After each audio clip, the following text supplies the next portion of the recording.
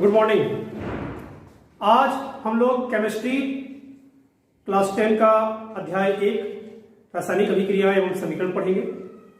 कुछ महत्वपूर्ण बातें जो 10 मिनट की वीडियो में हम लोग सीख लें और इस बार के एग्जाम में जो हमारे लिए काफी लाभदायक हो उसकी मैं शुरुआत करने जा रहा हूं।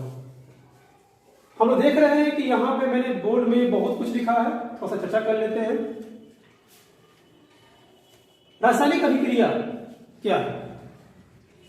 तो परिभाषा यह होती है कि जब दो या दो से अधिक प्रकार के पदार्थ आपस में मिलकर भिन्न गुण वाले पदार्थ का निर्माण करते हैं। मतलब छोटे सा तो लिखा हुआ है भिन्न गुण वाले पदार्थ। तो दो या दो से अधिक पदार्थ आपस में मिलकर एक ऐसे पदार्थ का निर्माण कर रहे हैं जिसका पहले वाले क्लास से कोई मतलब नहीं है, उसे हम रासायनिक अभिक्रिया के रूप में जान सकते हैं। एक रासायनिक अभिक्रिया को जब हम करते हैं तो उस रासायनिक अभिक्रिया के करने के बाद क्या बनता है? अभिकारक और प्रतिफल की प्राप्ति होती है। अभिकारक क्या हुआ? अभिकारक का मतलब वह होता है जो किसी अभिक्रिया में भाग लेते हैं, और प्रतिफल वह होते हैं जो हमें प्राप्त होता है। इन दोनों के बीच में तीर का निशान होता है जो अभिक्रिया की दिशा को दिखलाता है। एक रासायनिक अभिक्रिया की क्या क्या विशेषताएं होंगी? लिखे हैं रंग, ताप, अवस्था, अवक्षेप और गैस। अर्थात एक रासायनिक अभिक्रिया के बाद रंग की उत्पत्ति हो सकती है, रंग में परिवर्तन हो सकता है, ताप में परिवर्तन हो सकता है, उसकी अवस्था में परिवर्तन हो सकता है, उसके अवक्षेप की प्राप्ति हो सकती है और गैस की उत्पत्ति हो सकती है। जब उसमें अवक्षेप की प्राप्ति होगी, जैसे दूध को जब हम फाड़ते हैं और छेना बनता है तो छेना कैसे नीचे बैठ जाता है, तो उसी प्रकार से अवक्षेप के रूप में पदार्थ नीचे जम जाना ही अवक्षेप की प्राप्ति करता है। ऐसे अवक्षेपीकरण आगे पढ़ेंगे लोग। और गैस की जब उत्पत्ति होती है तो तीर का निशान हमेशा ऊपर की ओर, मतलब गैस ऊपर की ओर उड़ रही है। रासायनिक अभिक्रिया के बाद आते हैं रासायनिक समीकरण क्या है। तो अभिक्रिया को संकेत और सूत्रों की सहायता से प्रदर्शित करना। कोई भी अभिक्रिया हो रही है उसे अगर हम सूत्र और संकेत से दिखा रहे हैं तो उसे हम लोग रासायनिक समीकरण कहते हैं। और एक रासायनिक समीकरण को दो भाग में बांटा जाता है, एक संतुलित और असंतुलित। तो संतुलित समीकरण क्या होता है? अभिकारक और प्रतिफल में अगर परमाणुओं की संख्या समान हो तो उसे हम लोग करेंगे संतुलित, और अगर समान ना हो तो उसे कहेंगे असंतुलित। उदाहरण हम देख लीजिए 2H2 + O2 एरो 2H2, यह एक संतुलित समीकरण है, जबकि इसके बगल में ही H2 + Cl2 = HCl एक असंतुलित समीकरण है। क्यों करते हैं हम समीकरण को संतुलित? पूछता है एग्जाम में संतुलित समीकरण क्यों? तो चूंकि कोई भी पदार्थ का न तो हम निर्माण कर सकते हैं ना ही उसको नष्ट कर सकते हैं, और इसी कारण से जो अनस्वरता का नियम है उसे पालन करने के लिए समीकरण को संतुलित करना काफी जरूरी होता है।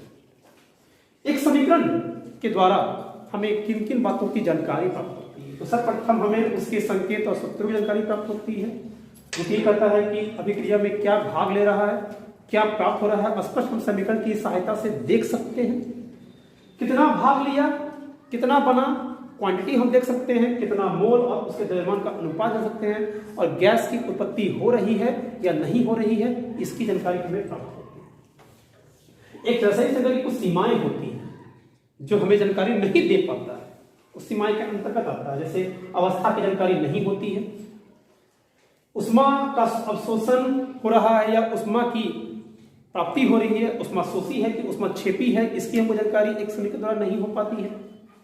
अभिक्रिया की दशा, किस दशा में अभिक्रिया हो रही है, ताप क्या ले रहा है, कितना दाब ले रहा है, कौन सा उत्प्रेरक ले रहा है, कौन सा बिना उत्प्रेरक का काम हो जाता है, इसकी जानकारी हम एक समीकरण द्वारा प्राप्त नहीं कर पाते। वेग, अभिक्रिया तेजी से हो रही है कि धीमी हो रही है, इसकी जानकारी हमें नहीं होती है। और अंतिम आता है विस्फोट, कि अभिक्रिया होगा, अभिक्रिया में विस्फोट हो रहा है या नहीं हो रहा है, एक समीकरण हमें जानकारी नहीं देता है। अब आते हैं रासायनिक समीकरण के कुछ प्रकार हैं हमारे पास, उन्हें समझते हैं। पहला है संयोजन, संयोजन में जुड़ना। जब दो या दो से अधिक अभिकारक आपस में जुड़कर एक प्रतिफल का निर्माण करते हैं तो संयोजन कहलाता है। जैसे यहाँ उदाहरण आप देख सकते हैं कि एक अभिकारक दूसरा अभिकारक दोनों जुड़ गया और यहाँ पे एक प्रतिफल का निर्माण किया। सेकंड उदाहरण भी आपको ये दर्शाता है। वियोजन, संयोजन का उल्टा, जब एक अभिकारक टूटकर दो या दो से अधिक प्रतिफल का निर्माण करता है उसे वियोजन अभिक्रिया करते हैं। जैसे यहाँ पर आप देख सकते हैं कैल्शियम कार्बन को जब गर्म कर रहे हैं तो कैल्शियम ऑक्साइड + CO2 बन रहा है, ये तो गैस के रूप में बाहर निकल जा रहा है। तो एक अभिकारक टूट के दो प्रतिफल दिया। उभय अगला आता है एकल विस्थापन। विस्थापन मतलब हट जाना, जो चीज है वहां से वो हट गया। तो जब एक चीज कोई एक अभिकारक का मूलक दूसरे अभिकारक के पास चला जाता है तो उसे हम लोग एकल विस्थापन कहेंगे। जैसे FeSO4 plus sodium become Na2SO4 plus Fe। यहां से जो SO4 जो मूलक है वो आपके फेरस से हटके सोडियम पर चला गया, तो एक मूलक का स्थानांतरण हो गया, इसलिए इसे एकल विस्थापन कहा गया। उभय विस्थापन जब दो या दो से अधिक यौगिक जब दो यौगिक अभिकारक अपने अपने मूलकों का विस्थापन करते हैं, एक दूसरे को इंटरचेंज कर देते हैं, तो उससे हम लोग कहते हैं उभय विस्थापन। यहाँ देख सकते हैं कि FeCl3 प्लस Ag2SO4 अभिक्रिया के पश्चात फेरस ने सल्फेट को ले लिया और सिल्वर ने क्लोरीन को ले लिया, तो ये जो अभिक्रिया हुई ये आपकी उभय विस्थापन अभिक्रिया के उदाहरण हो गई। अगला है उष्माक्षेपी अभिक्रिया। तो अभिक्रिया के पश्चात उष्मा की प्राप्ति हो रही है। जैसे हम लोग घर में जब चूना लाते हैं उसमें पानी डालते हैं तो खोलने लगता है, तो चूना कली चूना होता है जिससे हम लोग कैल्शियम ऑक्साइड करते हैं, और पानी H2O दोनों मिलने पर जो बनता है बुझा हुआ चूना कैल्शियम हाइड्रोक्साइड, और साथ में क्या करता है उष्मा। तो उष्मा की प्राप्ति हो रही है तो ये उष्माक्षेपी हो गया। उष्माशोषी अभिक्रिया के होने से पहले ही हमसे वो उष्मा की मांग कर लेगा, डिमांड कर लेगा। ये अभिक्रिया होने के बाद वो चीज पहले से और ज्यादा उसका क्या हो जाएगा, टेम्परेचर नीचे गिर जाएगा। दोनों स्थितियों में हम लोग उष्मा शोषी कहेंगे, क्योंकि उष्मा को वो अवशोषित कर लेंगे। कैल्शियम कार्बोनेट को जब गर्म कर रहे हैं तो calcium oxide plus carbon dioxide gas निकल रहा है, तो यहाँ पे उष्मा पहले डिमांड कर रहा है, इस तरह से इसे हम लोग उष्मा शोषी अभिक्रिया कर सकते हैं। उदासीकरण अभिक्रिया, अम्ल और क्षार एसिड और बेस जब मिलके साल्ट मतलब लवण और जल देता है तो उसे हम लोग उदासीकरण अभिक्रिया कहते हैं। उदाहरण आप लोग दे सकते हैं, हाइड्रोक्लोरिक अम्ल plus sodium hydroxide become NaCl sodium chloride और वाटर। अवक्षेपण क्या है, तो पहले बोल दिए थे अवक्षेप मतलब तलछटी में बैठ जाना कहीं। तो अभिक्रिया के पश्चात जब ठोस नीचे बैठ जाता है तो उसे अवक्षेपण कहते हैं। अवक्षेप की प्राप्ति होती है उसे अवक्षेपण कहते हैं। और ये ध्यान दिया जाएगा कि जो अभिकारक है दोनों लिक्विड फॉर्म में होंगे और जो प्रतिफल प्राप्त होगा वो हमें सॉलिड के फॉर्म में प्राप्त होगा और एक लिक्विड होगा। चूंकि सॉलिड प्राप्त हुआ इसलिए वो आके बैठ गया, और बैठने के लिए हम लोग एरो से दिखा सकते हैं। ऑक्सीकरण क्या है, ऑक्सीकरण को बायोलॉजी में देखिएगा तो आपको पढ़िएगा दहन पाचन श्वसन तीन ऑक्सीकरण क्रिया से लिख दिए हैं, जो कि ऑब्जेक्टिव बेस रहता है। तो ऐसे ऑक्सीकरण है क्या, तो ऑक्सीजन का संयोग और हाइड्रोजन का वियोग दोनों से कोई भी क्रिया अगर हो रही है या दोनों हो रही है उसे हम ऑक्सीकरण कहेंगे। यहाँ देख सकते हैं कि carbon plus oxygen become carbon dioxide, यहाँ कार्बन और ऑक्सीजन दोनों आपस में जुड़ गया और यहाँ पे कार्बन का ऑक्सीकरण हो गया। ऑक्सीकरण किसने किया, तो ऑक्सीजन ने किया, इसलिए ऑक्सीकरण करने वाले को ऑक्सीकारक एजेंट कहते हैं, तो ये ऑक्सीकारक एजेंट बन गया। अवकरण ऑक्सीकरण का उल्टा, जब ऑक्सीजन का वियोग होता है और हाइड्रोजन का संयोग होता है तो ऐसी अभिक्रिया आपका अवकरण के तहत आएगी। जैसे यहाँ देख सकते हैं कि सोडियम नाइट्रोजन को जब हाइड्रोजन के साथ में मिला रहे हैं तो अमोनिया बन जा रहा है, यहाँ पे दोनों जुड़ जा रहा है। इस प्रकार से ये दोनों मिलके आपका अमोनिया बना के अवकरण होते हैं दिखा रहे हैं। रेडॉक्स, रेडॉक्स दो शब्दों से मिलकर बना होता है, रेड और ऑक्स। रेड मतलब हो गया रिडक्शन और ऑक्स मतलब ऑक्सीडेशन।